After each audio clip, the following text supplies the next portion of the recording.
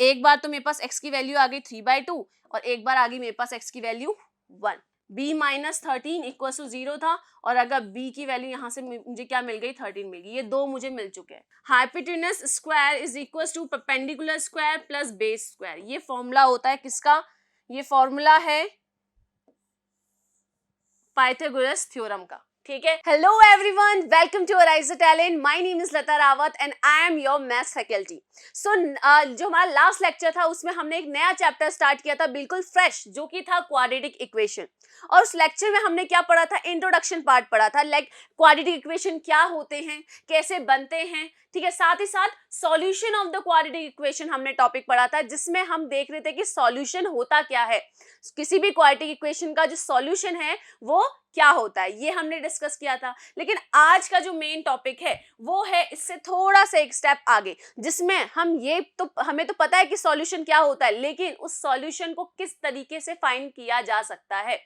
तो यहाँ पर आज का जो टॉपिक मेन है वो है यहाँ पर methods of solving a quadratic equation. किसी भी क्वाड्रेटिक इक्वेशन के सॉल्यूशन फाइंड करने के लिए हमें कौन कौन से मेथड्स यहाँ पर हम देखेंगे, यूज में लेंगे, और जिससे हम क्या निकाल सकेंगे, क्वाड्रेटिक इक्वेशंस के सॉल्यूशन। क्लियर है बिल्कुल। तो आज हमारा बिल्कुल फोकस किस पे रहेगा, इस पॉइंट पे रहेगा कि हम मेथड सीखें जिससे हम रूट्स या सॉल्यूशन क्वाड्रेटिक इक्वेशन के निकाल सके। क्लियर है बिल्कुल। चलिए, तो तैयार हो आप भी सब, ठीक है। चलिए, तो सबसे पहले यहाँ पर बात की जा रही है, दो मेथड यहाँ पर मेन है, जो कि है फैक्टराइजेशन मेथड और क्वाड्रेटिक फॉर्मूला। इस चैप्टर में सिर्फ ये दो ही मेन टॉपिक हैं जिसको आपको बिल्कुल डिटेल में पढ़ना है।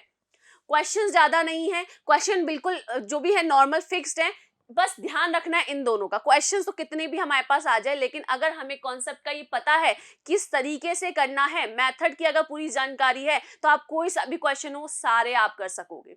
तो आज ये ध्यान रखना है आपको इस लेक्चर में कि फोकस आपका क्या होना चाहिए, बिल्कुल यहाँ सामने बिल्कुल कॉन्सेप्ट पे होना चाहिए, क्या चीज हो रही है क्या नहीं हो रही है। मैं आपको एक एक चीज डिटेल वाइज स्टेप वाइज आपको समझाऊंगी, ठीक है।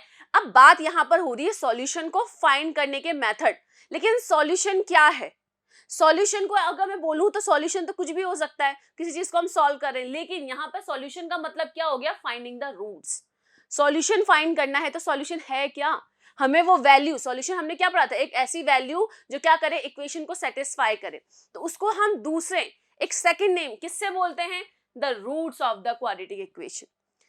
किसी भी क्वाड्रेटिक इक्वेशन का जो रूट्स होते हैं, जो उनके रूट्स होते हैं, वही क्या होते हैं, सॉल्यूशन होते हैं। क्लियर है बिल्कुल। अगर मैं आपसे बोलूं solution of the quadratic equation या मैं बोलूं roots of the quadratic equation, तो ये दोनों ही क्या है, सेम है। सॉल्यूशन निकालना है मतलब उसके क्या निकालने हैं, रूट्स निकालने हैं, एक ऐसी वैल्यू जो उस क्वाड्रेटिक इक्वेशन को क्या कर सके, सेटिस्फाई कर सके। क्लियर है बिल्कुल, ठीक है। तो ये दो मेथड हम यहाँ पर मेनली यूज में लेंगे इस चैप्टर में, ये दो ही मेथड हमें पढ़ने हैं, तो बिल्कुल ध्यान लगा लीजिए, ठीक है। तो फर्स्ट है यहाँ पर फैक्टराइजेशन मेथड। फैक्टराइजेशन बचपन से करते हुए आ रहे हैं, आपने फैक्टराइजेशन किया है, फैक्टर्स आपने पढ़ा भी होगा चैप्टर अपने जूनियर क्लासेस में, जिसमें हम क्या करते हैं, फैक्टर्स निकालते हैं। और प्राइम फैक्टराइजेशन, ये ऐसे वर्ड्स हैं जो आप ऑलरेडी पढ़ते हुए आ रहे हो, लेकिन यहाँ पर किस तरीके से वो फैक्टर होगा वो थोड़ा सा अलग है, थोड़ा सा अलग है सेम, बट थोड़ा आपको इसमें थोड़ा सा डिफरेंस दिखेगा। ओके, चलिए, तो होता क्या है इसमें, if we can factorise any quadratic equation, मान के चलते हैं कि मेरे पास ये क्वाड्रेटिक इक्वेशन है, क्या है, ax² plus bx plus c। ध्यान देना, मेरे पास क्वाड्रेटिक इक्वेशन यहाँ पर है ax² plus bx plus c equals to 0, ठीक है। अगर मैं इस क्वाड्रेटिक इक्वेशन को अगर दो फैक्टर्स में, एक फैक्टर 1 और एक फैक्टर 2, अगर दो फैक्टर्स के प्रोडक्ट की फॉर्म में लिख दूं, ध्यान देना, इसी क्वाड्रेटिक इक्वेशन को मैं दो फैक्टर्स के प्रोडक्ट की फॉर्म में लिख दूं और दोनों को इक्वेट कर दूं किससे, 0 से। समझ में आया क्या बोला मैंने यहाँ पर, कि अगर मैं इन दोनों फैक्टर्स के प्रोडक्ट को, मतलब इसी इक्वेशन को मैंने दो फैक्टर्स की फॉर्म में लिख दिया, मतलब इसी को रिप्रेजेंट करने का एक दूसरा तरीका मैंने देख लिया, और दोनों को अगर मैं 0 के इक्वल लिख दूं, तो यहाँ से जो मुझे वैल्यूज मिलेंगी हमारे वेरिएबल x की, वही क्या होंगे, हमारे रूट्स होंगे, ठीक है। अभी फैक्टर्स होंगे कैसे, इनको हम एग्जांपल के थ्रू समझते हैं। क्लियर है, अभी यहाँ पर समझ में आया ये क्या बोल रहा है, अब इस डेफिनेशन को पढ़ो। If we can factorise this quadratic equation into a product of two linear factors, अब यहाँ पर जो दो फैक्टर्स होंगे वो क्या होंगे, लीनियर फैक्टर्स होंगे, मतलब वहां पे क्वाड्रेटिक नहीं होंगे, लीनियर, मतलब उनकी जो पावर होगी हाईएस्ट वो क्या होगी, हमेशा 1।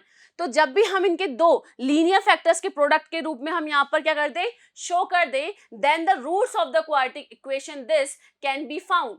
तो इसके थ्रू हम क्या कर सकते हैं, इस क्वाड्रेटिक इक्वेशन के रूट्स फाइंड कर सकते हैं, इन दोनों को जीरो के इक्वल रखकर। Can be found by equating each factor through the zero. तो हमारा स्टेप वाइज क्या करना है, सबसे पहले हमें क्या करना है, इस इक्वेशन को दो फैक्टर्स की फॉर्म में, तो इसको स्टेप वाइज समझो। पहला स्टेप तो हमारा यही हो गया कि सबसे पहले इक्वेशन पता करो कि तुम्हारी क्वाड्रेटिक इक्वेशन है कौन सी, क्योंकि कभी कभी क्वेश्चंस में क्या होता है, लैंग्वेज वाले होते हैं, तो हमें इक्वेशंस खुद बनानी पड़ती है, पूरा जो स्टोरी है उसको समराइज करना होता है। जैसे कि हमने लास्ट लेक्चर में देखा था, उसमें हमने क्या किया था, जो लैंग्वेज वाले क्वेश्चंस हैं उनको क्या किया था, मैथमेटिकल टर्म्स में रिप्रेजेंट किया था, बस वही करना है। तो पहला आपको है कि इक्वेशन बनानी, सबसे पहले क्या बनानी है, इक्वेशन फॉर्म करनी है, ठीक है। तो पहला आपका आ गया इक्वेशन फॉर्मेशन की, जो आपकी इक्वेशन है वो आपको पता होनी चाहिए कि क्या है, ओके। देन सेकंड हम यहां पर क्या करेंगे, उसी इक्वेशन को क्या कर देंगे, फैक्टराइज कर देंगे, क्या कर देंगे, फैक्टराइज, ठीक है। क्या कर देंगे, दो फैक्टर्स के प्रोडक्ट के फॉर्म में शो करेंगे, लेकिन कैसे करेंगे इसको भी मैं आपको मेथड के थ्रू बताऊंगी कैसे करेंगे, ओके। देन थर्ड स्टेप में हम क्या करेंगे, इन दोनों फैक्टर्स को, ठीक है, बोथ फैक्टर्स, यहां पे क्या हो जाएगा, equating each factor to the zero, या फिर यह लिख दो, equating each factors, each factor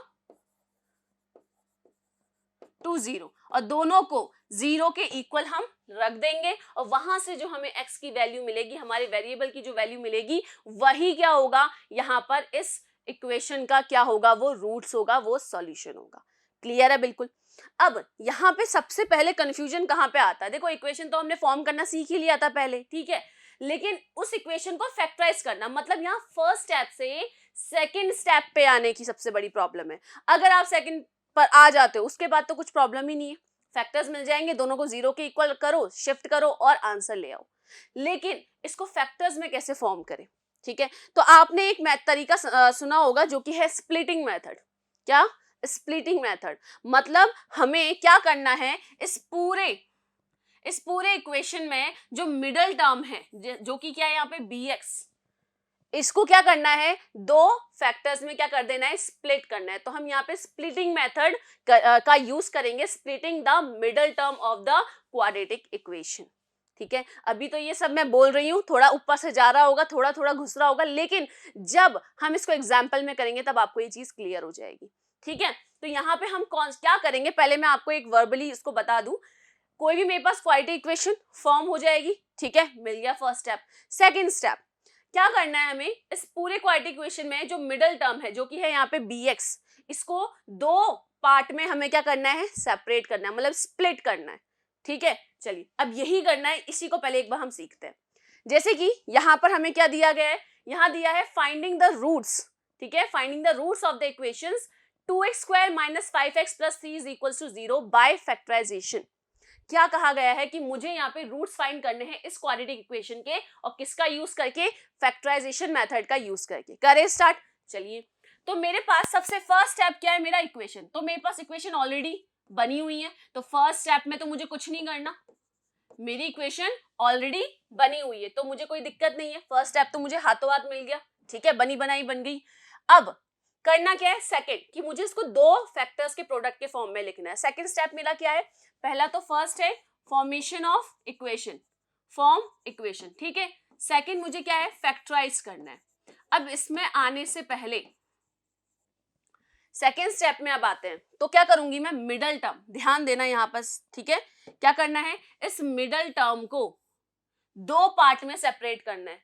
तो ध्यान देना मैं क्या करने वाली हूं, यहां पर आगे वाला जो नंबर है, जो a है, वो तो ऐसा का ऐसा ही रहेगा 2x स्क्वायर, जो लास्ट c, देखो ये ax square minus bx plus c, यही है ना, 3b सेम ऐसा ही रहेगा, और ये इक्वल टू यहाँ पर 0 ही रहेगा। क्लियर है, ठीक है। अब मैं इस 5x को क्या करने वाली हूँ, मैं इसको दो पार्ट में डिवाइड करने वाली हूँ। देखो 5 को मैं क्या लिख सकती हूँ, अब करना क्या है, मुझे c जो मेरा लास्ट का है c और a, ध्यान देना c और a जो कोफिशिएंट ऑफ x स्क्वायर है और जो कांस्टेंट है इनका निकाल देना है प्रोडक्ट, ठीक है। इस चीज में बहुत ही ध्यान से एक क्वेश्चन ध्यान से समझ जाओ, सारे क्वेश्चंस फिर इजीली हो जाएंगे। हमारा जो first coefficient of x square जो है और कांस्टेंट जो है इन दोनों का प्रोडक्ट करो, क्या आता है 3 2 जा क्या होता है 6 होता है। क्या किया मैंने a और c को क्या कर दिया मल्टीप्लाई कर दिया, a और c को मल्टीप्लाई किया तो मेरे पास क्या आ गया यहाँ पर 2 3 जा 6 मुझे मिल गया, ठीक है। अब मुझे क्या करना है इस b को, किसको, इस b को इस तरीके से डिवाइड करना है, दो पार्ट में ऐसे डिवाइड करना है कि जिससे उसे ऐड करने पर नहीं सॉरी उसे मल्टीप्लाई करने पर क्या मिल जाए, हमें ये टर्म मिल जाए जो कि क्या है 6। ध्यान देना मेरे पास -5 है तो इस -5 को मुझे ऐसे दो पार्ट में डिवाइड करना है कि उसे ऐड या सब्ट्रैक्ट करके तो मुझे वापस से क्या मिल जाए -5 मिल जाए। लेकिन अगर मैं उनका प्रोडक्ट कर दूं तो मुझे क्या टर्म मिले यहाँ पर 6 मिले। समझ में आया। लास्ट जो हमारा कांस्टेंट है और जो कोफिशिएंट ऑफ x स्क्वायर है a, इन दोनों का प्रोडक्ट निकाला तो मुझे मिला यहाँ पर 6। अब मुझे मिडल टर्म से खेलना है, इसके साथ अब मुझे प्ले करना है। तो अब मैं क्या करूंगी इस नंबर को लूंगी, ठीक है, जो कि है मेरे पास -5। ओके, अब मुझे इस तरीके से इसको टुकड़े करने हैं कि अगर मैं इसको ऐड या सब्ट्रैक्ट करूं तो मुझे तो वापस क्या मिल जाए -5 मिल जाए। लेकिन अगर मैं इन दोनों को क्या कर दूं प्रोडक्ट कर दूं, इसी के दोनों फैक्टर्स को क्या कर दूं प्रोडक्ट कर दूं तो मुझे क्या नंबर मिले 6 मिले। अब आप देखो यहां पर अगर मैं इसको -2 और -3 लिख दूं, क्या ये मैंने सही लिखा है, देखो -2 और -3 लिख दूं तो देखो इन दोनों को अगर आप पास में लेकर आते हो ऐड करते हो तो क्या मिलेगा -5 ही मिलेगा। -2 और -3 माइनस माइनस क्या होता है प्लस, तो 3 + 2 5 और साइन क्या आएगा माइनस का। तो देखो इसे प्लस करने पे तो साइन क्या आ रहा है 5 का, मतलब -5 आ रहा है। लेकिन इन दोनों को अगर मैं क्या कर दूं मल्टीप्लाई कर दूं, मल्टीप्लाई 3 2 जा 6 और देखो आ रहा है 6 और देखो ये माइनस माइनस भी क्या हो गया कैंसिल हो गया। जैसे ही मैं -2 और -3 को मल्टीप्लाई करूंगी तो मेरा आंसर क्या आना चाहिए 6 आना चाहिए। 3 2 जा 6 और ये माइनस माइनस आपस में कैंसिल हो गए। क्लियर है। तो माइनस का भी डिफरेंस नहीं होना चाहिए, वो भी ध्यान रखना है। अगर वो +6 है तो यहाँ भी क्या आना चाहिए +6। तो इस तरीके से मैंने इस मिडल टर्म को दो टर्म्स में क्या कर दिया स्प्लिट कर दिया, ठीक है। तो यहाँ पे हमें स्प्लिटिंग मेथड का यूज करना है। तो अब मैं क्या करूंगी, अब क्या करना है हमको यहाँ पर, तो मैं यहाँ पर क्या लिख सकती हूँ इसे -3x -2x और ये क्लियर है बिल्कुल। मैंने क्या कर दिया इस 5x को दो ऐसे टर्म्स में स्प्लिट कर दिया जिससे अगर मैं उसे ऐड करूं तो मेरा आंसर वापस वही मिल जाए, और अगर मैं उनका प्रोडक्ट करूं तो first coefficient of x square और जो कांस्टेंट है इन दोनों के प्रोडक्ट के इक्वल मिल जाए। क्लियर हुआ यहां तक, ठीक है, समझ में आया। सेकंड स्टेप बस यही मेन स्टेप है, इंपॉर्टेंट स्टेप है, इसको आपको बहुत ही ध्यान से समझना है। ओके, आगे सेकंड स्टेप पे। अब मेरा जो थर्ड स्टेप है, मेरा थर्ड स्टेप क्या है, हमारा थर्ड स्टेप क्या है इसके बाद, अब करना क्या है इसको, अब मैं यहाँ पे क्या ले लूंगी कॉमन, क्या ले लूंगी कॉमन। मैं इन दोनों को एक साथ ले लेती हूँ और इन दोनों को एक साथ ले लेती हूँ। ओके, आप क्या बना दोगे जोड़े बना दोगे, ठीक। यहाँ पे आप देखो क्या कॉमन आ रहा है इनमें, सिर्फ x कॉमन आ रहा है, मुझे तो सिर्फ x ही दिख रहा है। x मैंने बाहर निकाल दिया तो मेरे पास अंदर क्या बचा, यहाँ पे क्या बचा 2x, क्योंकि एक x बाहर जा चुका है, यहाँ माइनस का माइनस और यहाँ x बाहर गया तो क्या बच गया 3। क्लियर है। यहाँ पर देखो, यहाँ से मैं क्या कॉमन ले सकती हूँ, मैं कुछ भी कॉमन नहीं ले सकती, लेकिन पर मेरे को यहाँ पे देखो 2x यहाँ पॉजिटिव का है और 3 यहाँ माइनस का है, लेकिन यहाँ पे उल्टा हो रहा है, यहाँ +3 का हो गया और ये माइनस का हो गया। तो मैं यहाँ बाहर -1 ले लूँ, माइनस बाहर ले लूं, माइनस बाहर लेते ही मेरा ये 2x तो हो जाएगा प्लस का और ये 3 किसका हो जाएगा माइनस का। समझ में आया कि अगर किसी ब्रैकेट से मैं माइनस बाहर ले लूंगी तो अंदर के साइन क्या हो जाते हैं चेंज, और अगर मैं कहीं बाहर माइनस है और वापस अंदर भेज दूं ब्रैकेट हटा दूं तो भी क्या हो जाएगा साइन चेंज। मतलब किसी भी घर से मान के चलो कि अगर घर है कोई, ये एक क्या है होम है, अगर इसके अंदर से मैं माइनस को बाहर ले लूं तो सब क्या हो जाएंगे चेंज हो जाएंगे, ठीक है। और अगर मैं वापस से माइनस को अंदर भेज दूं, मतलब ब्रैकेट खोल दूं, वापस माइनस अंदर भेज दूं, तो दोबारा क्या हो जाएंगे, चेंज हो जाएंगे, मतलब प्लस माइनस हो जाएगा, माइनस प्लस हो जाएगा। क्लियर है बिल्कुल। तो जब भी अगर ब्रैकेट के बाहर माइनस लेना है या ब्रैकेट के बाहर माइनस है उसे अंदर भेजना है, तो इस वक्त आपको ये हमेशा ध्यान रखना है। प्लस में ऐसा कुछ नहीं है, प्लस में कोई रूल नहीं है, सिंपल जो है वो वैसे के रहेंगे, लेकिन माइनस के साथ आपको ये ध्यान रखना है, क्योंकि बहुत सारी कैलकुलेशन मैंने सिर्फ एक माइनस की गलती पूरा का पूरा कैलकुलेशन खराब कर देती है। ठीक है, आंसर आता ही नहीं है। ये छोटी सी मिस्टेक है बस प्लस माइनस की, लेकिन फिर भी बहुत बड़ा ये इफेक्ट आपको करेगी। ओके, क्लियर है। चलिए अब मेरे को देखो, आप देखो यहाँ पे मुझे कॉमन क्या मिल रहा है, यहाँ पर क्या कॉमन मिल रहा है, 2x माइनस 3, यहाँ भी 2x माइनस 3, तो क्या मैं यहाँ पर कॉमन ले लूं, 2x माइनस 3 को मैं कॉमन ले लूं, बाहर निकाल दूं, तो अंदर क्या बचेगा, यहां से तो बचेगा x और यहां से बचेगा -1। अब आप मुझे बताओ, क्या इस इक्वेशन को मैंने दो लीनियर इक्वेशन, लीनियर फैक्टर्स के प्रोडक्ट की फॉर्म में लिखा या नहीं लिखा? मेरा जो सेकंड था यहां पर, factorise into linear factors, मतलब मैंने क्या कर दिया, ये अब आया मेरा सेकंड स्टेप। ठीक है ना, ये बीच का जो प्रोसेस है ना, इसको हम बोलते हैं स्प्लिटिंग मेथड। ये तो प्रोसेस है, फर्स्ट स्टेप से सेकंड स्टेप में आने का भी एक प्रोसेस है। ठीक है, तो मैंने देखो क्या कर दिया, पूरी इक्वेशन को दो फैक्टर्स के फॉर्म में लिख दिया। समझ में आया? एक एक स्टेप को आपको ध्यान से समझना है। ओके, आ गया यहाँ पर, और हमारा इक्वल टू चल ही रहा है, इसको मत भूल जाना। ठीक है, क्लियर हो गया। हमारा थर्ड स्टेप क्या था?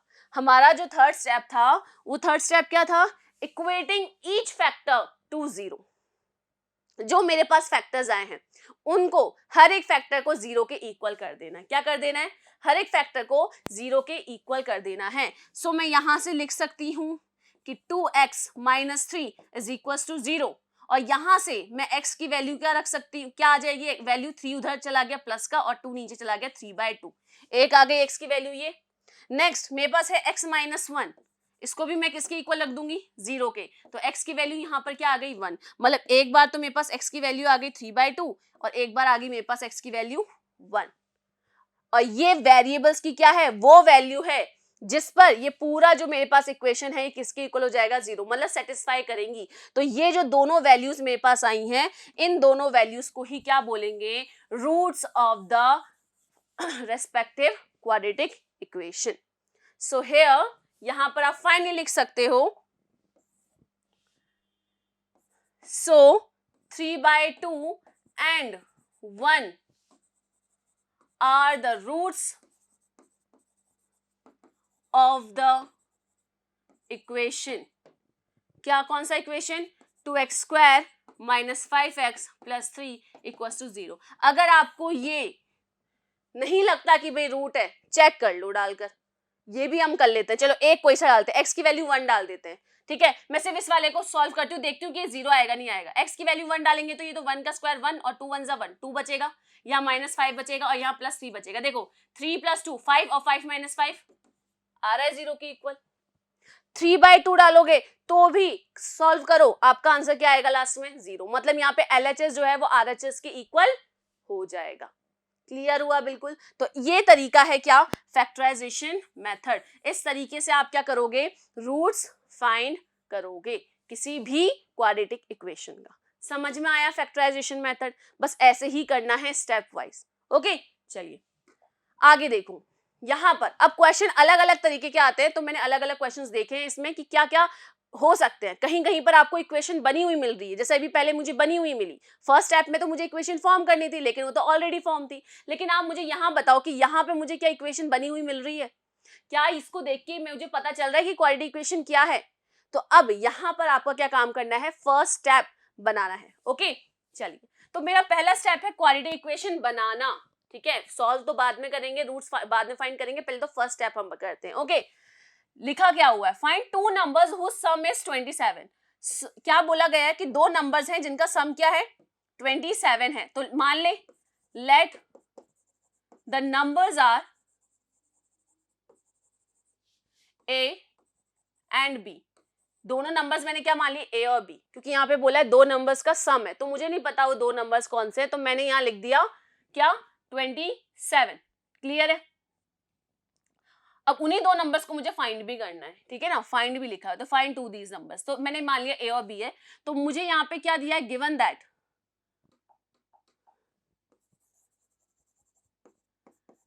दैट जो सम है a प्लस बी, इसका जो सम है वो क्या है 27 है, एंड जो इनका प्रोडक्ट है दोनों नंबर का, दैट इज a और b, इन दोनों को मल्टीप्लाई करूंगी तो मेरे पास क्या आ रहा है 182 आ रहा है। These two equations are there given.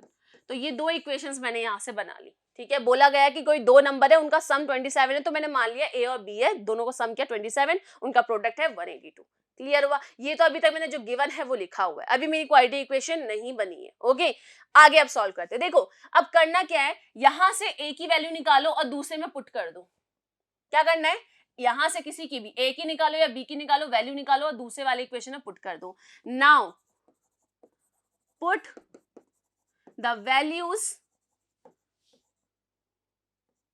In second equation from equation first. मतलब इक्वेशन फर्स्ट से एक वैल्यू निकालू, a की वैल्यू निकाल लू, तो a की वैल्यू यहां से क्या निकलेगी, b इधर चला जाएगा तो क्या निकलेगी a की वैल्यू यहां से निकलेगी 27 माइनस b, यही निकलेगी। क्लियर है बिल्कुल, b उधर चला जाएगा तो a की वैल्यू क्या निकली 27 माइनस b, और इसी को मैं कहां पुट कर दूं, सेकेंड में पुट कर दूं। चलो इक्वेशन क्या है a और b, तो a की जगह पहले इसको मैं लिख लेती हूँ simple, a b equals to 182, a की जगह क्या लिख दूं मैं 27 माइनस b, तो यहां लिखा जा सकता है 27 माइनस b, और ये बाहर का b एक और है, और दिस इज 182।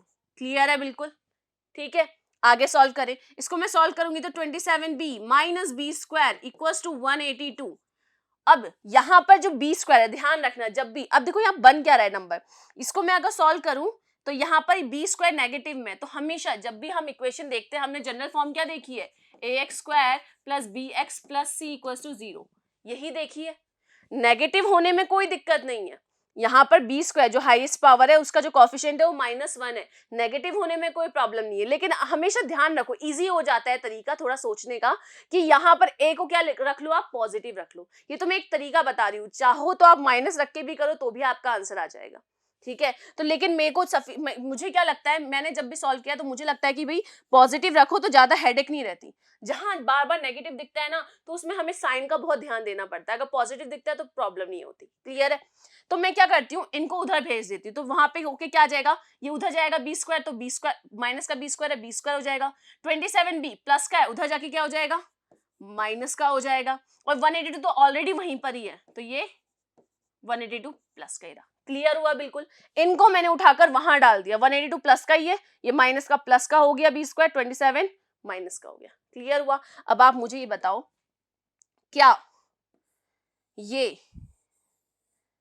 इक्वेशन है या नहीं है? जो मुझे मिला है यहां पर, ये जो मुझे इक्वेशन मिली है, ये इक्वेशन कौन सी है, ये इक्वेशन कौन सी है, क्वाड्रेटिक इक्वेशन बन गई मेरी, बनी या नहीं बनी? कहा, मुझे गिवन ही नहीं था, तो मेरा फर्स्ट स्टेप यहां पर आया है, तो ये मेरा फर्स्ट स्टेप कंप्लीट हो गया कि इक्वेशन फॉर्म करना। अगर जो दिया हुआ है उसी से इक्वेशंस बनाना, मतलब किसी भी लैंग्वेज को मैथमेटिकल फॉर्म में रिप्रेजेंट करने वाला काम ये हो गया मेरा। क्लियर हुआ बिल्कुल, ठीक है। तो मेरा फर्स्ट स्टेप यहाँ पे क्या हो गया, क्लियर हो गया, ठीक है। आगे बढ़ते हैं। अब यहां पर हम देखेंगे, क्या देखेंगे अब नेक्स्ट, अब हम यहाँ देखेंगे, ये फर्स्ट स्टेप हो गया। अब इसको मुझे क्या करना है, फैक्टराइज करना है, वही बस फैक्टराइजेशन मेथड से ही हम यहाँ पे करने वाले हैं। तो देखो मेरे पास यहाँ पर जो नंबर है, जो मेरे पास सॉरी इक्वेशन है, वो है b square minus 27b plus 182 is equal to 0। तो मैंने आपको क्या बताया था, क्या बताया था, जो कॉफिशिएंट ऑफ एक्स स्क्वायर मतलब कॉफिशिएंट ऑफ बी स्क्वायर और जो कांस्टेंट है, इन दोनों का प्रोडक्ट करो। तो यहाँ पे a और c का क्या है, c तो 182 है, a 1 है, तो मेरे पास जो प्रोडक्ट है ac वो क्या मिल रहा है, यहाँ लिख दूं मैं भी, ac क्या है, कितना मिल रहा है, a और c का प्रोडक्ट 182 ही मिल रहा है, क्योंकि a क्या है 1 है और c क्या है 182, प्रोडक्ट निकल गया 182। अब मुझे क्या करना है, मुझे इस बीच वाली टर्म को क्या कर देना है, स्प्लिट करना है, दो भाग में इस तरीके से बांटना है कि अगर मैं उसको दोबारा जोड़ दूं तो मुझे वापस -27b मिले। लेकिन अगर उन दोनों को मैं प्रोडक्ट कर दूं, मल्टीप्लाई कर दूं, तो मुझे क्या मिले 182। ठीक है, अब उसमें तो हमने डायरेक्ट निकाल लिया था, इससे पहले वाले में -5 था, तो -5 को तो मेरे को ध्यान आया 2 और 3 पे कर सकते हैं, तो डायरेक्ट निकाल लिया, छोटा नंबर है। लेकिन अगर नंबर बड़ा हो, नंबर हमारा ऐसा बड़ा हो तो क्या करें? तो इसका भी हमारे पास सॉल्यूशन है। देखो ऐसी कोई चीज नहीं है जिसका सॉल्यूशन नहीं है, सब चीजों का सॉल्यूशन है, बस ढूंढना पड़ता है। ठीक है, चलो अब ऐसी आपकी बहुत सी परेशानियां होंगी, लग रहा होगा भाई क्या करे क्या करे, लेकिन क्या करना है हमको, सिंपल उसको थोड़ा सा काम हो जाओ, अब बता ढूंढो कि भाई प्रॉब्लम क्या है, उसको लिखो और फिर देखो कि इसके क्या क्या सॉल्यूशन हो सकते हैं, मैं क्या क्या कर सकता हूँ। शांत दिमाग से सोचोगे तो सब कुछ मिलेगा। ठीक है, अब देखो यहाँ पर प्रोडक्ट है 182, मुझे उसको स्प्लिट करना है, तो मैं क्या करूंगी, मैं ढूंढने नहीं बैठूंगी नंबर्स को, मैं क्या करती हूँ, मुझे पता है ना कि प्रोडक्ट यही निकलेगा, तो दो जो नंबर होंगे, मान लो कोई सी और डी जो नंबर है जो भी निकलेंगे, उनका जो मल्टीप्लिकेशन होगा वो 182 होना चाहिए। ऐसा ही ना, इसको मैं जो भी दो नंबर में बांटूंगी, स्प्लिट करूंगी, उनका जो प्रोडक्ट है वो 182 होना चाहिए। तो वो दोनों इसके क्या होने चाहिए, फैक्टर्स होने चाहिए ना। अगर उन दोनों का मल्टीप्लिकेशन 182 दे रहा है, तो 182 को मैं अगर 182 के फैक्टर्स निकालूं, तो वो दोनों भी उसके अंदर आने चाहिए। बस मुझे क्या करना है, अपनी गाड़ी थोड़ी सी उल्टी रिवर्स में लेनी है। अब हम सीधा नहीं उल्टा आ जाएंगे। 182 के फैक्टर्स निकाल दो। अब 182 के फैक्टर्स निकालते हैं, चलिए। 2 9 से 18, 2 1 जा 2, यहाँ पर 7 1 जा 7, 8 9 7 3 जा 21 एंड देन 13 1 जा 13। क्या फैक्टर्स निकले, 2 7 एंड 13। ध्यान देना, 2 7 एंड 13। अब मुझे इन तीनों का ऐसा कॉम्बिनेशन बनाना है कि सिर्फ दो ही टुकड़े मुझे इसके मिले। ये 3 पार्ट है, मुझे 3 नहीं करना है, मुझे स्प्लिट किस में करना है, सिर्फ 2 में। ठीक है, आगे बी स्क्वायर है ही सही, ठीक है, पीछे यहाँ 182 है ही सही, मुझे इस बीच वाले नंबर को स्प्लिट करना है। ओके, मैं क्या करूंगी, अब देखो 7 2 जा 14, देखो प्रोडक्ट ही हो गए तो मल्टीप्लाई में 2 इंटू 7, तो मैं 7 इंटू 14 कर दूं, 7 इंटू 2 सॉरी 7 इंटू 2 कर दूं तो 14 मिलेगा, और 14 में अगर मैं 13 ऐड कर दूं तो मुझे क्या मिलेगा, 27 मिल रहा है ना। ध्यान देना, ये 7 इंटू 2 14, ये एक नंबर हो गया 14 और ये हो गया 13। तो देखो 14 और 13 को अगर मैं ऐड कर देती हूँ तो 27 मिलेगा, मिलेगा।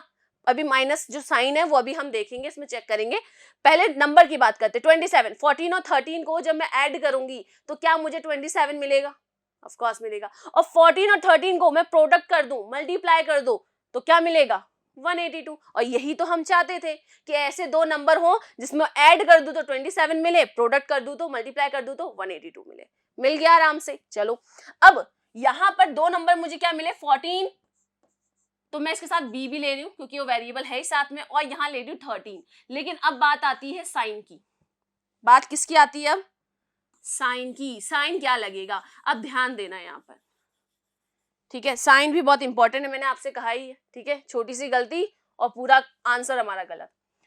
मुझे इन्हें ऐड करना है, ऐड ही करना है, माइनस तो करना नहीं है। मुझे पता है कि इन दोनों को ऐड करूंगी तभी 27 आएगा। तो अगर मैं दोनों को, देखो ऐड कब कब होता है, या तो दोनों प्लस होंगे, प्लस पॉजिटिव होंगे, या दोनों नेगेटिव होंगे। दोनों अगर पॉजिटिव होंगे तो प्लस प्लस प्लस हो जाएगा, अगर दोनों नेगेटिव होंगे माइनस माइनस तो भी क्या हो जाएगा, प्लस हो जाएगा। ये दो ही कंडीशन है।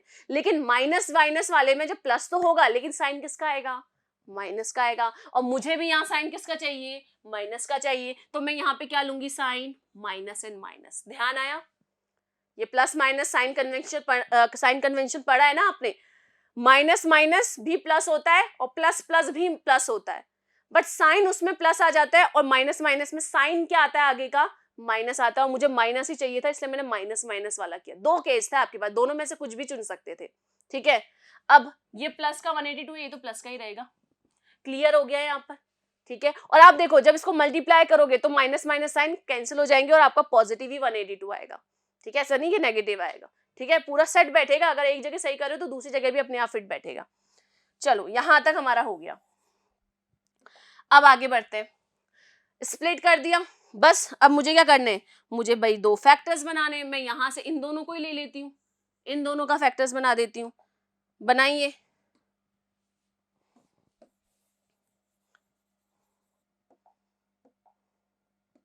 चलिए बनाते हैं। यहाँ पे क्या कॉमन आ रहा है दोनों में, इस वाले में दोनों में कॉमन क्या आ रहा है, कॉमन आ रहा है ओनली b। तो अंदर क्या बचा, इधर बचा b, यहाँ बचा -14। क्लियर है, b बाहर ले लिया।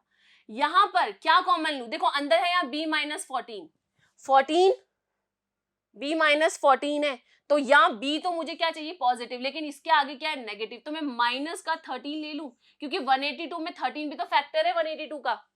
अभी तो हमने 182 का फैक्टराइज किए, तो 13 क्या है 182 का फैक्टर है। और कितने टाइम्स काटेगा वो, क्योंकि हमने अभी देखा था 182 को किस में डिवाइड किया था, 7 था, 2 था और 13 था, तो 7 2 को तो मैंने 14 और 13 कर दिया था, ऐसा हो गया था, ठीक है ना, इस तरीके से। तो मतलब 13 अगर मैं हटाऊंगी 182 में से डिवाइड करूंगी तो बचेगा कितना 14, ठीक है, ये तो बहुत सिंपल सा तरीका है।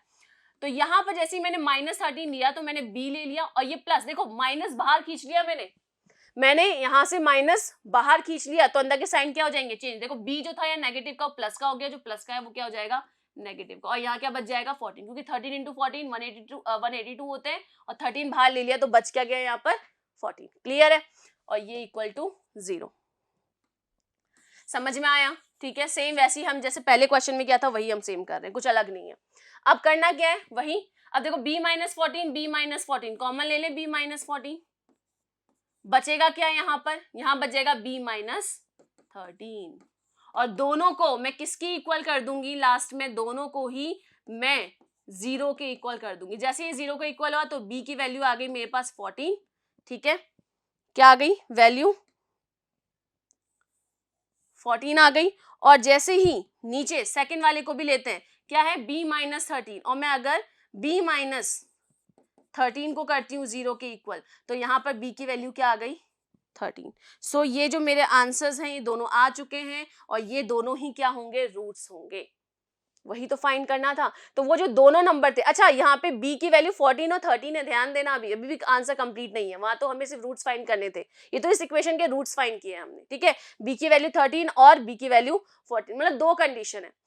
अब मेरे पास दो नंबर थे a और b था, ठीक है, और मुझे पता है अभी हमने देखा था यहाँ से मैं अगर इस वैल्यू में पुट कर दूं a की वैल्यू, किसी में भी कर दो आप, तो b की वैल्यू एक बार 13 पुट करो तो a की वैल्यू आ जाएगी, और b की वैल्यू एक बार 14 पुट करो तो क्या आ जाएगी a की वैल्यू आ जाएगी दूसरे। चलो इसे करें, इसको यहां पर हम लिख दें, इसको भी इधर कर देते हैं, क्या है b माइनस 13 इक्वल टू 0 था, और अगर b की वैल्यू यहां से मुझे क्या मिल गई 13 मिल गई, ये दो मुझे मिल चुके हैं। अब मेरे पास जो केसेस होते हैं, मेरे पास जो केस आ गया वो केस क्या आ गया, मेरे पास जो केस आया वो क्या आया, केस पहला, अगर फर्स्ट है b की वैल्यू 14 रखने पर a की वैल्यू क्या आ जाएगी, यहां से a की वैल्यू क्या आ जाएगी 27 minus b, 27 minus b that is 27 minus 14 that is equals to 13, क्या आ गया 13, मतलब a की वैल्यू क्या आ गई 13। सेकंड केस, ये फर्स्ट केस था, यहाँ सेकंड केस आ गया, b की वैल्यू 13 रखने पर, ये 13 रखने पर a की वैल्यू मुझे क्या मिलेगी 27 minus b that is 27 minus 13 that is equals to 14। मतलब बात एक ही है, 13 रखोगे तो 14 मिलेगा, 14 रखोगे तो 13 मिलेगा, मतलब वो दोनों जो नंबर्स हैं a और b वो क्या है, एक 13 है और दूसरा क्या है 14 है। आप किसी को भी वैल्यू पुट करो वो क्या आएंगे दोनों नंबर 13 या 14, मतलब दोनों केसेस में यही है कि दोनों जो नंबर्स मैंने लिए हैं a एंड b, जो दोनों नंबर से फाइंड दीज नंबर बोले हैं, तो लास्ट में आप लिख सकते हो here the values of these number, so the two numbers are 13 and 14, तो दोनों नंबर्स क्या है 13 है और दूसरा क्या है 14 है। क्लियर हुआ यहाँ पर। अब देखो क्वेश्चन अलग है लेकिन यूज किसका किया हुआ है, फैक्टराइजेशन मेथड। तो मेन इंपॉर्टेंट है आपको ये मेथड का पता होना कि कैसे किया जाता है, स्टेप वाइज मैं आपको ये बता रही हूँ, तो बहुत क्लियरली आप ये इसको समझो। ओके, समझ में आया। आंसर हमारा लास्ट में आ चुका है कि वो दोनों नंबर्स क्या है हमारे 13 और 14। ओके चलिए next question, the altitude of a triangle, right triangle की बात हो रही है यहाँ पर, ठीक है। राइट ट्राइंगल हम यहाँ पर बना ले, ठीक है। चलिए तो मेरे पास ये राइट ट्राइंगल है कुछ इस तरीके से, ठीक है, राइट ट्राइंगल ही दिख रहा है। चलो आगे बढ़े, तो यहाँ बोला गया है कि वो क्या है, the altitude of a right triangle, जो एल्टीट्यूड है, इस एल्टीट्यूड, अब इनके हम नेमिंग कर देते हैं ताकि हमें बाद में परेशानी ना हो। इस एल्टीट्यूड को मैं ए बोल दूं, क्लियर है, ए बोल दूं, ये नीचे जो बेस है इसको मैं बी बोल दूं, क्लियर है बिल्कुल, और जो ये हाइपोटेनस है इसको मैं क्या बोल दूं, सी बोल दूं, क्लियर है बिल्कुल, ठीक है। क्या बोला गया है, फर्स्ट क्या बोला गया, गिवन जो है वो है the altitude of a right triangle, ठीक है, जो एल्टीट्यूड है ए, ठीक है ना, एल्टीट्यूड जो है, एल्टीट्यूड का मतलब होता है हाइट, ध्यान रखना जिसको नहीं पता, एल्टीट्यूड मतलब ग्राउंड से आपकी जो हाइट है ऊपर टॉप की, ठीक है। तो altitude of a right triangle जो है is 7 centimetre less than it's base, उसके बेस से, मान के चल रहे हैं बी बेस है, तो उसके बेस से 7 सेंटीमीटर क्या है, कम है। ध्यान दिया, क्या बोला कि अगर जो उसके एल्टीट्यूड है वो उस ट्राइंगल के बेस से 7 कम है, तो क्या हो जाएगा, b-7 हो जाएगा। और यहां पर सबसे पहले तो हम ये लिख देते हैं, इससे स्टार्ट करने से पहले हमने a और b ये सब लिखा ही है ना, तो इसको हम अरेंज करके लिखते हैं, बिल्कुल ठीक है। So here let altitude of right triangle, क्या माना हमने, a, यहां पर बेस ऑफ राइट ट्राइंगल क्या माना हमने, b, and hypotenuse of right triangle क्या माना हमने, c, इसको हम लिख देते हैं जो हमने माना हुआ है, ठीक है। अब हमें गिवन क्या है, अब हमें गिवन है यहां पर, गिवन दैट जो a है वो किसकी इक्वल है, बेस से 7 सेंटीमीटर वो कम है, this is a first equation. क्या दिया गया है हमको, हमारा क्या दिया गया है कि a जो है, जो हमारा एल्टीट्यूड है वो बेस से 7 सेंटीमीटर कम है, तो ये हमारी हो गई फर्स्ट इक्वेशन। कौन सी इक्वेशन हो गई, ये हमारी हो गई फर्स्ट इक्वेशन, क्लियर है।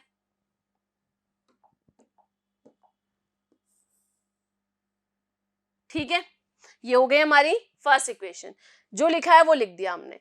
आगे क्या बोला, if the hypotenuse is 13 centimetre, दूसरा हमको क्या दिया गया है, दूसरा हमें यहां पर दिया गया है जो हाइपोटेनस है जो कि क्या है c, जो वैल्यू ऑफ c है वो क्या दी गई है 13 सेंटीमीटर, ये ऑलरेडी गिवन है, ठीक है। अब क्या करना है, find the other two sided, मतलब मुझे हमें दो दूसरे साइडेड पूछे गए, ये तो 13 है, मुझे a और b की वैल्यू क्या करनी है, यहाँ पे फाइंड करनी है, क्लियर है, समझ में आया, चलिए करते हैं।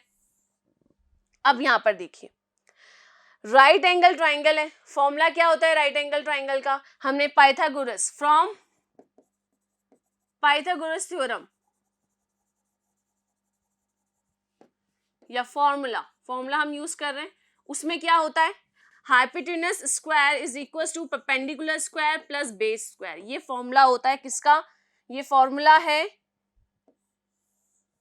पाइथागोरस थ्योरम का, ठीक है, कि जो हाइपोटेनस होता है वो उसका स्क्वायर करे तो वो इन दोनों के स्क्वायर के सम के इक्वल होता है, ठीक है। वैल्यू पुट कर दे, h की जगह क्या है हमारा c है, तो मैं क्या यहाँ पुट कर दूं, c square equal to perpendicular क्या है हमारा a है तो a स्क्वायर प्लस बेस क्या है हमारा b, तो उसको मैंने लिख दिया b स्क्वायर, क्लियर हो गया, ठीक है। अब यहाँ से वैल्यू भी पुट कर देते हैं, c की जगह में क्या लिख दूं 13 का स्क्वायर इक्वल टू a की जगह क्या मैं b-7 लिख सकती हूँ यहां से, तो मैं यहां लिख दूं b-7 स्क्वायर और प्लस b को मैं b स्क्वायर ही लिख देती हूँ, ठीक हुआ, मैंने मतलब a का पत्ता यहां से काट दिया, ठीक है, a का पत्ता मैंने यहां से पूरा काट दिया और मैंने यहां से a की वैल्यू की जगह ये वैल्यू मैंने यहाँ पर पुट कर दी, क्लियर हुआ यहाँ तक, स्टेप वाइज ये भी हम चल रहे हैं, आगे बढ़ते हैं।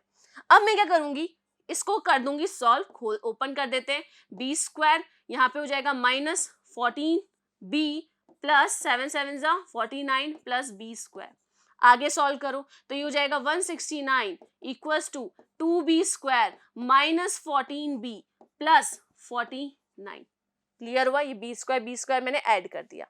आगे बढ़े, अब देखो यहां से क्या कर लेंगे हम, इन सबको यही रहने देते हैं, 169 को भी इधर लेकर आ जाते हैं, तो मेरे पास लास्ट में इक्वेशन बनेगी 2b स्क्वायर माइनस 14b और ये 169 यहाँ पे क्या है प्लस का है, उधर जाके क्या हो जाएगा माइनस का, तो 9 में से यहाँ 9 गए तो 0 और 6 में से 4 गए तो 2 and 120 is equal to 0। Finally मेरी इक्वेशन क्या बन गई यहाँ, quadratic equation 2b square minus 14b minus 120 equal to 0, clear हो गया, ठीक है, आगे बढ़ते हैं।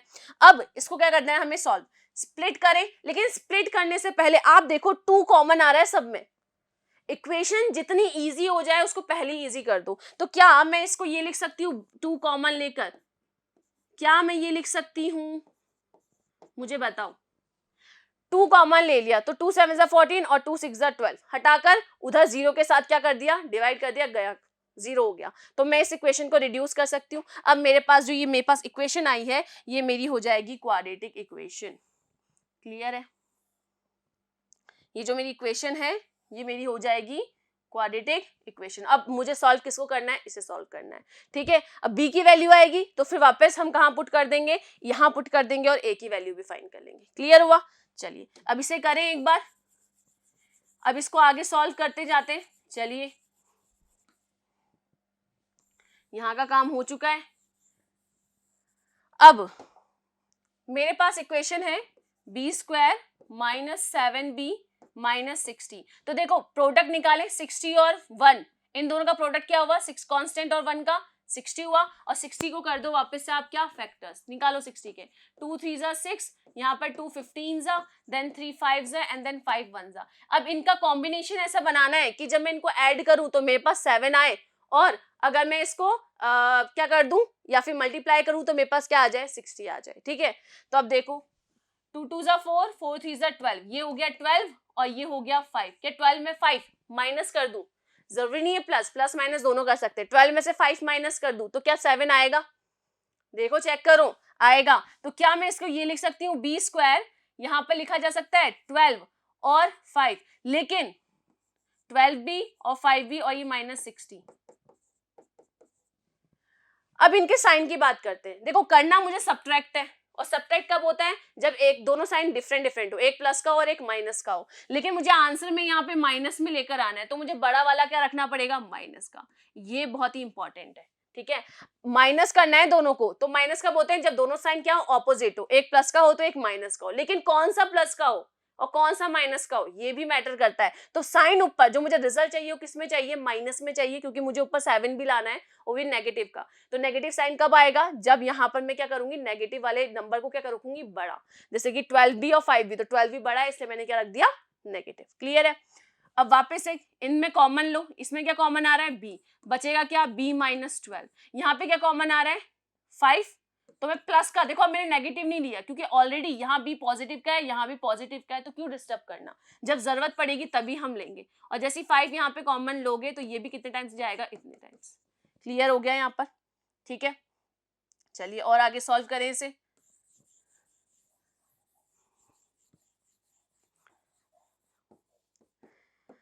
अब यहां से b माइनस 12 मैंने कॉमन लिया, तो ये b प्लस 5 मुझे मिल गया इक्वल टू 0। यहां से b की वैल्यू क्या आ गई, 0 के इक्वल रखो b माइनस 12 को, तो क्या आ जाएगी 12, और यहां से क्या आ जाएगी माइनस 5। मतलब b की मुझे यहाँ पे 2 वैल्यूज मिल चुकी हैं, ठीक है। अब दोनों में से कुछ भी रखो, यहाँ पर a की अलग अलग वैल्यू मुझे मिल जाएगी। अब यहाँ पर ध्यान दो भाई, अब ये 2 वैल्यू कैसे हो सकती है, और वो भी एक नेगेटिव में। ये एक ट्राइंगल है, जब मैं इसका कुछ लेंथ मेजर करती हूँ, जब आप कोई लेंथ मेजर करते हो तो क्या वो नेगेटिव में होता है, क्या कॉमन सेंस यूज में लो। क्या कभी कोई लेंथ मैं चल रही हूं तो मैं क्या बताऊंगी, मैं -5 किलोमीटर चली हूं, नहीं ना, कितना चली हूं, 5 किलोमीटर चली हूं, क्योंकि लेंथ हम बता रहे हैं। तो यहाँ पे नेगेटिव जो है, ये नेगेटिव तो भाई काम आएगा ही नहीं, ऐसा ही होगा ना। नेगेटिव में लेंथ कैसे नाप सकते हो आप, होगा तो पॉजिटिव में, डायरेक्शन थोड़ा ना देख रहे हैं हम यहाँ पर कि नेगेटिव पॉजिटिव। लेंथ अगर मैं चल रही हूँ, लेंथ यहाँ पे नाप रही हूँ, तो किस में जाएगा, पॉजिटिव में। तो यहाँ पर -5 तो हो गया कैंसिल, मतलब b की वैल्यू क्या हो गई, 12। b की वैल्यू 12 हो गई, तो यहाँ से मैं a की वैल्यू फाइंड कर सकती हूँ। तो a की वैल्यू यहाँ से हो जाएगी b माइनस 7 है, तो b क्या है, 12 माइनस 7, तो 7 हटाओ, कितना आ जाएगा, 7 8 9 10 11 12, 7 8 9 10 11 12, दैट इज 5 सेंटीमीटर। मतलब a की वैल्यू क्या है, 5, दोनों की वैल्यू आ गई। So the altitude and the base of the altitude and base of the triangles are 5 centimeter and 12 centimeter respectively, ठीक है। तो हमारा जो एल्टीट्यूड है वो क्या आ गया यहाँ पर 5, और जो बेस है ट्राइंगल का वो आ गया यहाँ पर हमारे पास 12। क्लियर है यहाँ पर, इस तरीके से हम इसे सॉल्व करेंगे। क्लियर हुआ। तो ऐसे क्वेश्चंस आपके आएंगे, इसके लिए आप बिल्कुल तैयार हो जाओ। ओके चलिए एक और क्वेश्चन यहाँ पर है, इसको भी हम कर लेते हैं। A cottage industry produce a certain number of poultry articles in a day. एक इंडस्ट्री है जो क्या बनाती है, एक इंडस्ट्री क्या करती है, कोई एक आर्टिकल्स को बनाती है, सर्टेन नंबर मतलब एक पर्टिकुलर नंबर, तो मान के चले let the number of articles produced या मेड, ठीक है ना, प्रोड्यूस्ड अ डे, कितना माना हमने, x, मान लेते हैं कि x आर्टिकल्स रोज हर दिन प्रोड्यूस होते हैं। It was observed on a particular day, एक दिन ऑब्जर्व किया गया that the cost of production of each article, मतलब एक आर्टिकल का, x आर्टिकल बन रहे हैं रोज, लेकिन एक आर्टिकल की जो कीमत है वॉज, तो मैं यहां लिख दूं पहले कॉस्ट ऑफ ईच आर्टिकल, अगर मैं लूं तो कॉस्ट ऑफ ईच आर्टिकल क्या है, 3 more than, ध्यान देना इसको, 3 more than the twice the number of the article produced on that day। उस दिन जितने भी आर्टिकल प्रोड्यूस हुए हैं उसके ट्वाइस से 3 ज्यादा।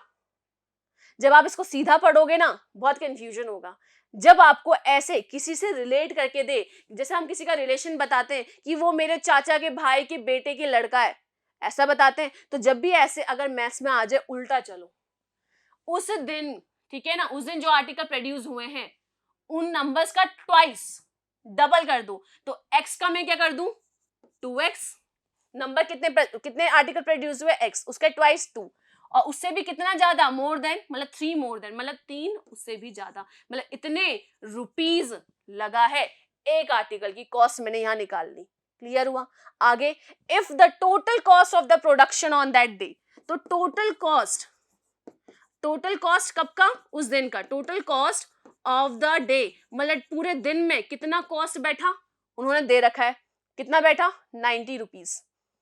The total cost of production on that day was 90 rupees, but अभी 90 रुपीज में नहीं लिख रही, मेरे को तो जो गिवन है मैं उसी से निकालूं, टोटल कॉस्ट कितनी हो सकती है बताओ, एक कितने आर्टिकल्स छपे, x, एक आर्टिकल की कीमत इतनी है, तो x आर्टिकल की कीमत कितनी हो जाएगी, मल्टीप्लाई। अगर एक रुपए में 2 टॉफी आ रही है, ठीक है, तो 4 रुपए में कितनी आएंगी, तो क्या कर दूंगी मैं 2 into 4, ऐसा ही होगा ना, एक में अगर 4 आ रही है तो 4 रुपए में कितनी आ जाएंगी, मल्टीप्लाई कर दो, ठीक है। तो इस तरीके से हमें यहाँ पे करना है, ये तो बचपन से पढ़ते हुए आ रहे हैं, इसमें कुछ नहीं बताना। चलो, तो एक आर्टिकल की कीमत अगर इतनी है तो x की कितनी हो जाएगी, उससे मल्टीप्लाई कर देंगे। और ये किसकी इक्वल है, ऑलरेडी दिया हुआ है भैया, यही जो कॉस्ट है दिन की वो कितनी है, 90 रुपीज है, ये भी दी हुई है, मतलब हमने जो बनाया है और वो दिया भी हुआ है, यहीं से हमारा क्वालिटी इक्वेशन बन जाएगा। ओके, फाइंड क्या करना है, find the number of articles produce, मतलब कितने आर्टिकल्स बने हैं वो फाइंड करना है, तो हमने x माना हुआ है, मतलब x की वैल्यू फाइंड करनी है, and the cost of each article, और एक आर्टिकल की कॉस्ट मतलब यही है, एक आर्टिकल की कॉस्ट मतलब 2x + 3 की वैल्यू भी फाइंड करनी है। तो मेन इंपॉर्टेंट है x की वैल्यू फाइंड करो, 2x + 3 भी निकल जाएगा। ओके चलो, यहां से अगर मैं इसको सॉल्व करूं तो ये बन रहा है 2x² + 3x, और ये 90 को भी इधर ले आऊं तो -90 = 0। क्लियर हुआ है यहाँ पर? अब आप देखो, ये 90 है और यहाँ पर क्या है 2, वापस वही फैक्टराइजेशन करना है हमको यहाँ पर, तो 90 और 2 कितना हो जाता है 180, इसको डिवाइड करो तो कितना हो जाएगा, 2 9 = 18, यहाँ पर हो जाएगा 45, यहाँ हो जाएगा 3 1 = 3, 3 5 = 15, ये 3 5 = 15 एंड देन 5 1 = 5। क्लियर हो गया? फैक्टराइज कर दिया मैंने 180 को। 180 कहां से आया, कांस्टेंट और कोफिशिएंट ऑफ x², a और c का जो मैंने मल्टीप्लाई किया वो 180। अब मुझे इस बीच वाली टर्म को स्प्लिट करना है इस तरीके से कि वो जब मैं ऐड या सब्ट्रैक्ट करूं तो 3 आए और प्रोडक्ट करूं तो क्या आ जाए, 180 आ जाए। ठीक है, चलिए, 2 2 = 4, 4 3 = 12, ठीक है, और 5 3 = 15, 12 और 15, देखो 15 में से 12 गए तो कितना बचता है 3, एकदम एग्जैक्ट बैठा यार। चलो, तो मैं क्या लिख सकती हूँ यहाँ से, मैं यहाँ से ऐसे लिख सकती हूँ 2x² वैसा ही रहेगा, -90 भी वैसा ही रहेगा, ठीक है। इस 3x को मुझे क्या लिखना होगा, 15x - 12x। देखो इस बार मैंने, देखो सब्ट्रैक्ट करने से ही निकलेगा, ये तो मुझे पता था, तो एक साइन पॉजिटिव का एक साइन मैंने नेगेटिव का लिया, लेकिन पॉजिटिव का बड़ा वाला लिया क्योंकि मुझे ऊपर भी साइन क्या बनाना है, मेंटेन करना है कि आंसर क्या होना चाहिए, पॉजिटिव में ही आना चाहिए। तो मैं इसको क्या कर सकती हूँ, 2 पार्ट में मैंने डिवाइड कर दिया। चलो वापस कॉमन लो, क्या आएगा, x कॉमन आ रहा है तो यहाँ बचा 2x, यहाँ बचा 15। यहाँ पर मैं माइनस भी कॉमन ले रही हूँ, यहाँ पे मैं क्या ले रही हूँ, यहाँ पे 2 ही बचना चाहिए। देखो यहाँ पे 2x है, ऐसा समझो, हमें बार बार नहीं सोचना क्या कॉमन आएगा, यहीं से सोचो मुझे यही बनाना है। तो 2 कैसे बचेगा, जब मैं 2 लूंगी तो 2 6 मतलब मैं जैसे बाहर 2 लूंगी तो अंदर क्या बचेगा 6, और यहाँ अंदर सॉरी 2 नहीं 6 अगर बाहर लेंगे हम, ठीक है, तो 6 बाहर लिया तो अंदर बचा 6 2 12 दैट इज 2x, और यहाँ पर बच जाएगा 15, ठीक है, इक्वल्स टू 0। वापस बस अब क्या करना है, 2x प्लस 15 है, कॉमन ले लिया, यहाँ बच गया x माइनस 6, और दोनों को मुझे 0 के इक्वल करना है। क्लियर हुआ यहाँ तक, ठीक है। चलिए अब आगे देखूं, करना क्या है, अब क्या करना है, फाइंड करनी है मुझे x की वैल्यू। तो अब यहाँ से x की वैल्यू पहले वाले में देखें हम,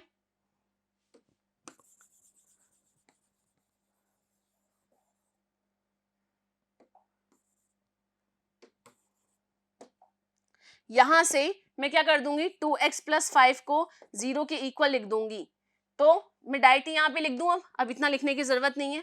तो यहाँ से मेरी x की वैल्यू क्या निकल रही है, ये 15 इधर जाएगा तो -15/2, ठीक है, और एक वैल्यू मेरी यहाँ पे क्या निकल रही है, x की वैल्यू 6 निकल रही है, क्या निकल रही है 6। अब मुझे आप ये बताओ कि नंबर ऑफ आर्टिकल है, कुछ चीज प्रोड्यूस हो रही है, तो क्या वो नेगेटिव में होगी, क्या माइनस में जाएगा, क्या प्रॉफिट लॉस माइनस लॉस में समझ में आता है, लेकिन कोई चीज बन रही है तो वो क्या होगी, पॉजिटिव। मतलब यहाँ पे जो -15/2 है, ये तो क्या हो गया, गलत हो गया, क्योंकि नेगेटिव में तो कोई चीज प्रोड्यूस होती नहीं है, कुछ प्रोड्यूस हुआ है तो पॉजिटिव में ही होगा ना, कुछ नंबर तो काउंट करोगे।